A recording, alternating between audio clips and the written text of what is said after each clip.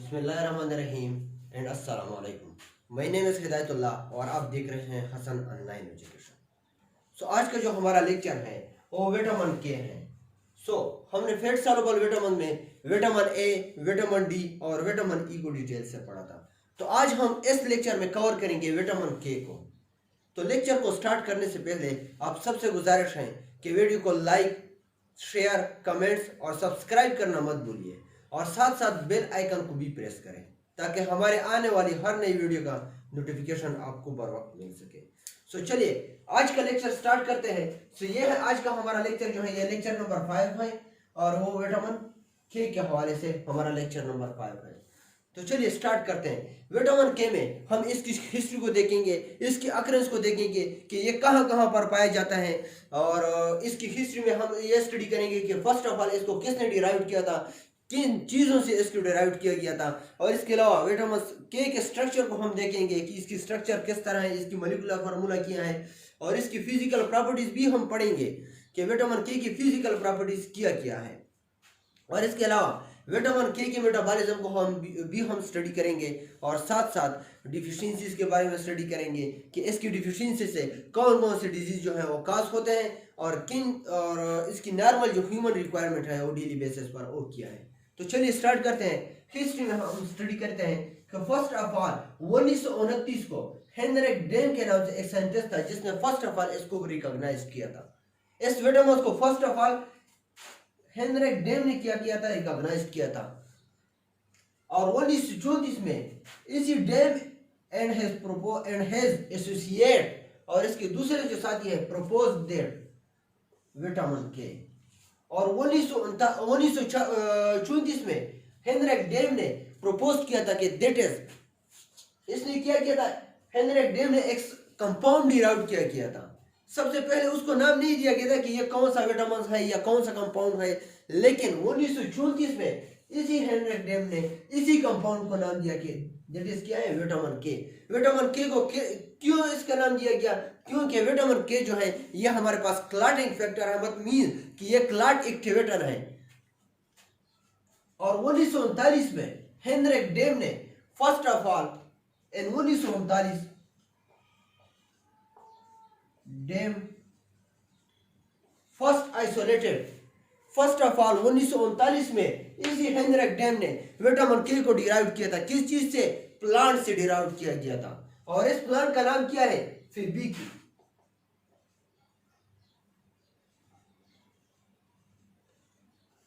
इसी प्लांट से first of all इसने आइसोलेट किया था।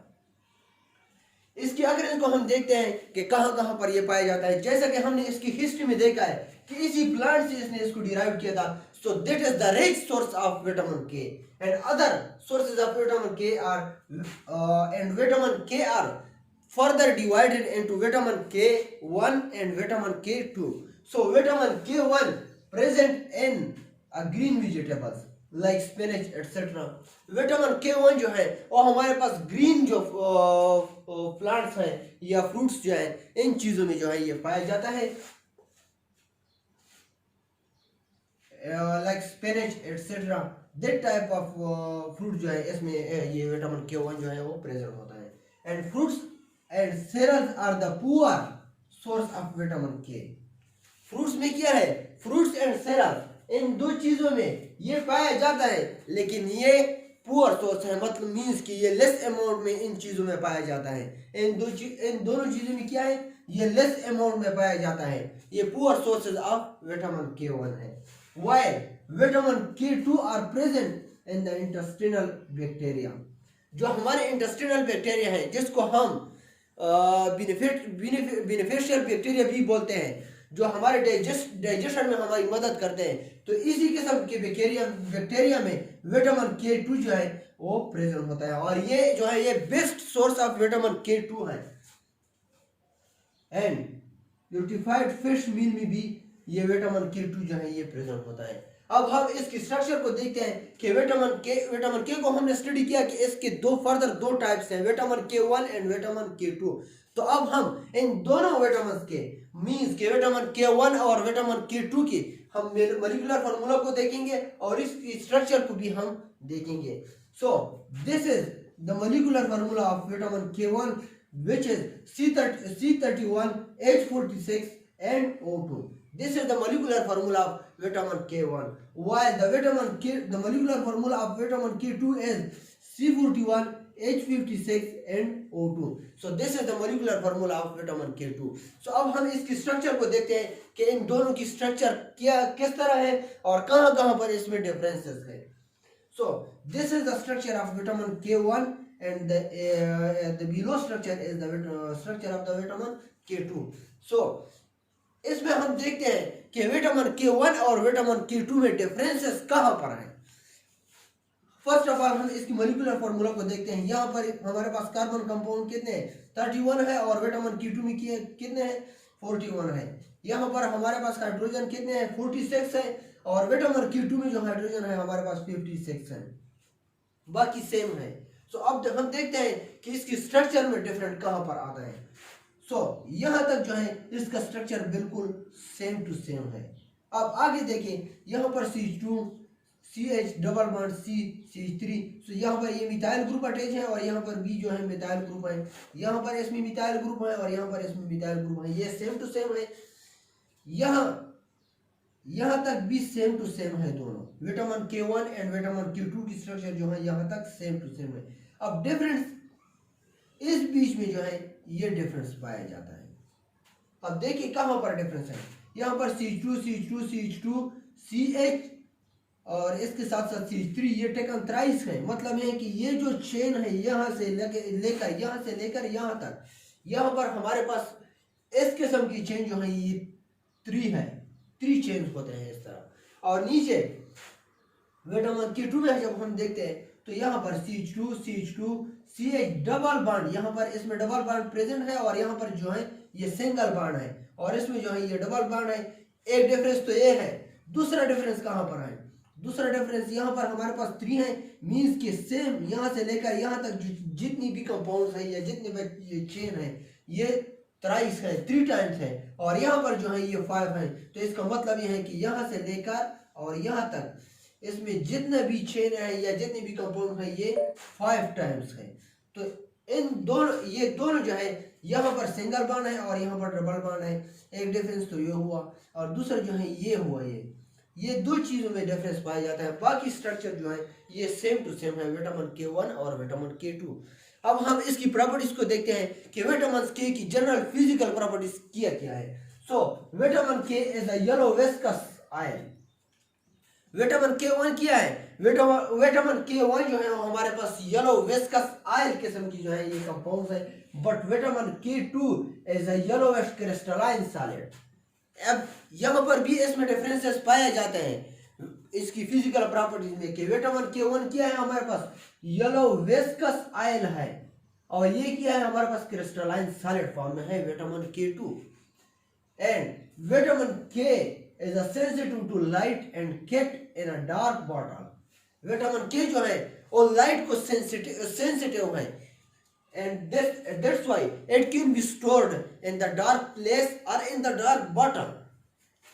So it is destroyed by the radiation, strong acids, alkalis and oxidizing agents.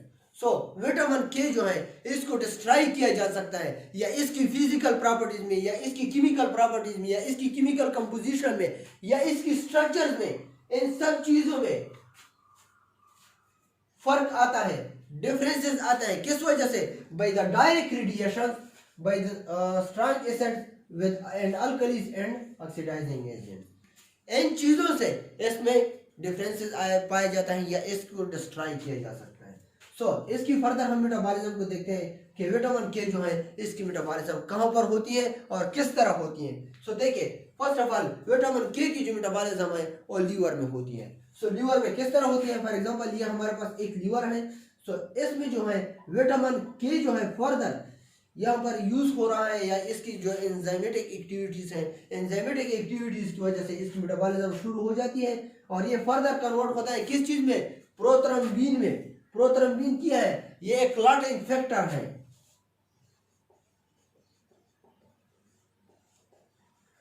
ये हमारे पास क्या है? क्लॉटिंग फैक्टर है प्रोथ्रम्बिन, और जिसको हम शॉर्टकट प्रोथ्रम्बिन टाइम भी बोलते हैं या PT. पीटी का मतलब यह है प्रोथ्रम्बिन टाइम। सो इसकी मेटाबॉलिज्म से फर्स्ट ऑफ ऑल प्रोथ्रम्बिन में कन्वर्ट होता है और फिर थ्रोम्बोप्लास्टिन प्लस कैल्शियम इनकी मौजूदगी में इसको थ्रोम्बिन में कन्वर्ट करते हैं। और ये थ्रोम्बिन क्या है हमारे पास, ये भी क्लॉटिंग फैक्टर है। और यहां पर देखें, यहां पर दूसरी साइड पे ये लीवर से इसकी मेटाबॉलिज्म दूसरी तरफ जो जाती है, ये फिब्रिनोजन में कन्वर्ट होता है फर्स्ट ऑफ ऑल, और फिर यही फिब्रिनोजन इस फिब्रिन प्लस फिब्रिनोपेप्टाइड में क्या करते हैं, इसको कन्वर्ट किया करते हैं। और फिर यहां से लेकर यहां तक फिर एग्रीगेशन फेज शुरू होता है। एग्रीगेशन फेज में क्या होता है, इसमें फिब्रिन एग्रीगेट्स होते हैं।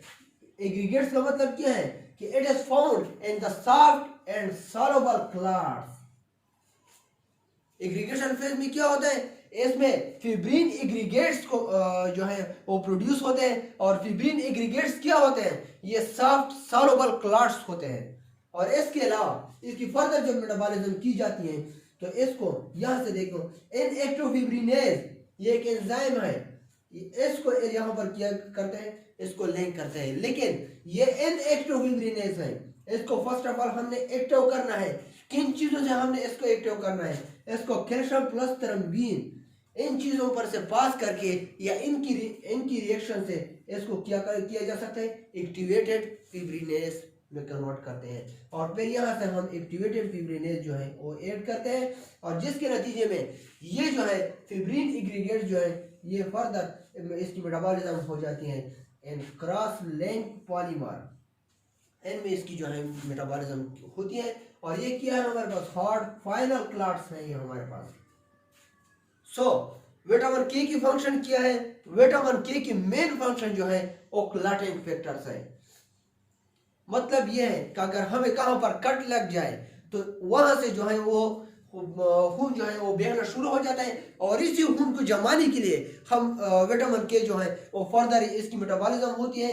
फर्स्ट ऑफ ऑल विटामिन के जो है ये प्रोथ्रोम्बिन में कन्वर्ट होता है, और फिर थ्रोम्बोप्लास्टिन प्लस कैल्शियम के मौजूदगी में या इसकी प्रेजेंस में ये थ्रोम्बिन में कन्वर्ट होता है। और फिर जब दूसरी साइड पे हम देखें तो ये लीवर से जो है इसकी फिब्रिनोजन में कन्वर्ट होते हैं। फिब्रिनोजन फर्दर जो है इसकी मेटाबॉलिज्म होते हैं, जिसकी मेटाबॉलिज्म से हमारे पास फिब्रिन प्लस फिब्रिनोपेप्टाइड्स आते हैं।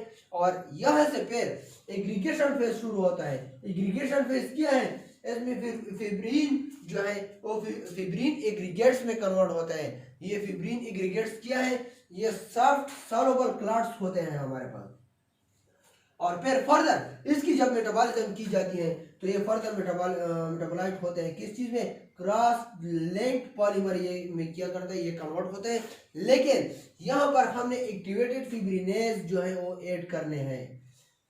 और एक्टिवेटेड फिब्रिनेज कहाँ से आते हैं, ये फर्स्ट ऑफ ऑल हमारे पास इनएक्टिव फिब्रिनेज होते हैं, और इनएक्टिव फिब्रिनेज को हम एक्टिवेशन की तरफ ले जाते हैं या फर्दर इसको हम एक्टिवेट करते हैं। और कैल्शियम, और इसको हम एक्टिवेट किन प्रोसेस से करते हैं, कैल्शियम प्लस थ्रोम्बिन की मौजूदगी में इसको एक्टिवेटेड किया जा सकता है।